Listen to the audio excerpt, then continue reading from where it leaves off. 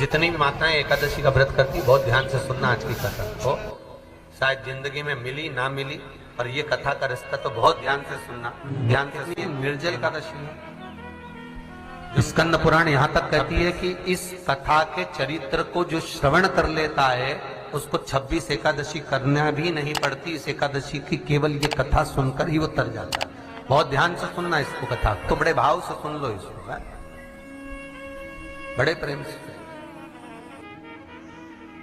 इसलिए सारी एकादशियों में निर्जला एकादशी की महत्वता शास्त्र प्रमाण करता है। महाराज निर्जला एकादशी का उद्यापन जो करा जाता है, उसका उद्यापन और प्रदोष का जो उद्यापन करा जाता है, इन दोनों का क्रम लगभग एक जैसा ही।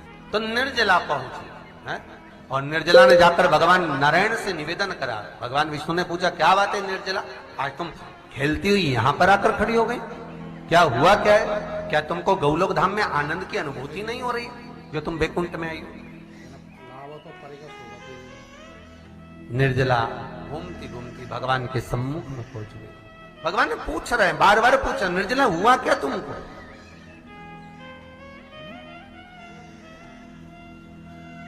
ए निर्जला, ए एकादशी, हुआ क्या है तुम? क्या कारण है तुम्हारे यहां आने का, बैकुंठ पहुंचने का?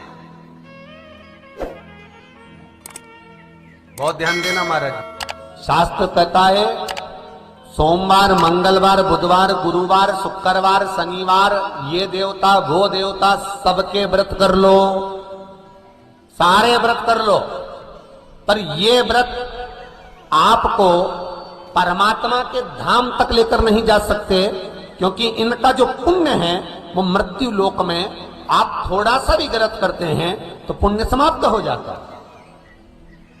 पर हिंदू धर्म के 3 व्रत ऐसे बता दिए जिन व्रतों का पुण्य समाप्त नहीं हुआ।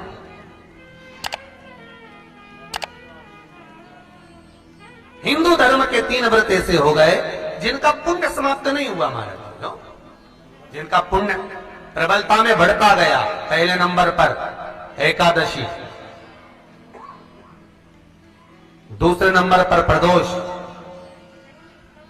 और तीसरे नंबर पर शिवरात्रि। एकादशी भी 26 है तो प्रदोष भी जम के बोलते जाओ 26 है। शिवरात्रि केवल 12, केवल 12, और अगर अधिक मास की पड़ जावे तो ये 13, पर अधिक की आय तो 13 है।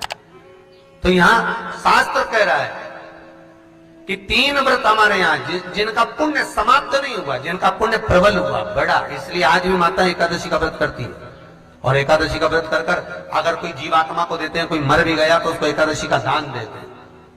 एकादशी का उसको दान दिया है। महाराज निर्जला खड़ी पूछा, क्यों आई हो, क्या कारण? निर्जला आई तब लक्ष्मी मैया उठकर निर्जला के करीब में गई। निर्जला बहुत सरल थी निर्जला। कहते हैं कामा एकादशी सबसे लंबी है। कौन सी एकादशी? कामा। फिर मोक्षदा उससे नीची है महाराज। और निर्जला जो है बिल्कुल छोटा स्वरूप है। निर्जला का मतलब देखा जाए तो केवल 2 चोटी करी हुई है। मस्तक पर भोर लगा हुआ है निर्जला के, माथे पर बिंदी लगी हुई है निर्जला के, सुंदर गले में तुलसी की मालाएं पहनी है निर्जला, हाथ में जो हथ फूल जैसी माताएं पहले पहनती थी, आपको ध्यान में होगा, ऐसा बड़ा फूल होता था, अंगूठियां पड़ी होती थी, हाथ में ऐसा लगा रहता है। तो निर्जला हथ फूल भी तुलसी के धारण करी, बड़ा सुंदर स्वरूप है माता निर्जला का महाराज। छोटी है तो माता लक्ष्मी उनके पास में गई और निर्जला से जाकर पूछा, निर्जला तेरे आने का कारण क्या है, तू बता। नारायण आपसे पूछ रहे हैं कि क्यों आई हो, किस लिए आई हो, क्या है तुम्हारे आने का कारण? निर्जला ने कहा, मेरी विनती केवल इतनी सी है मां कि मैं ये चाहती हूं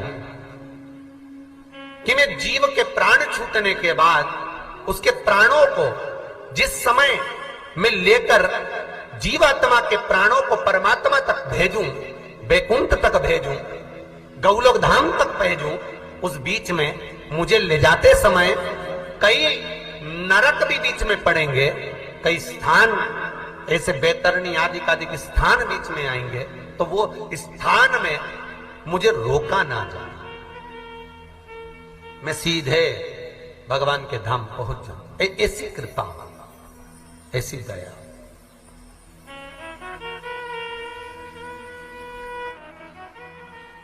स्कंद पुराण यहां तक कहती है कि इस कथा के चरित्र को जो श्रवण कर लेता है उसको 26 एकादशी करना भी नहीं पड़ती। इस एकादशी की केवल ये कथा सुनकर ही वो तर जाता है। बहुत ध्यान से सुनना इसको, कथा को। सबसे पहला नियम एकादशी व्रत का, सबसे पहला नियम है कि आप जिस दिन व्रत करो उसके एक दिन पहले भक्ति का संचार इस हृदय में कर लो। भक्ति का संचार इस हृदय में कर लीजिए। जिस दिन आप व्रत करो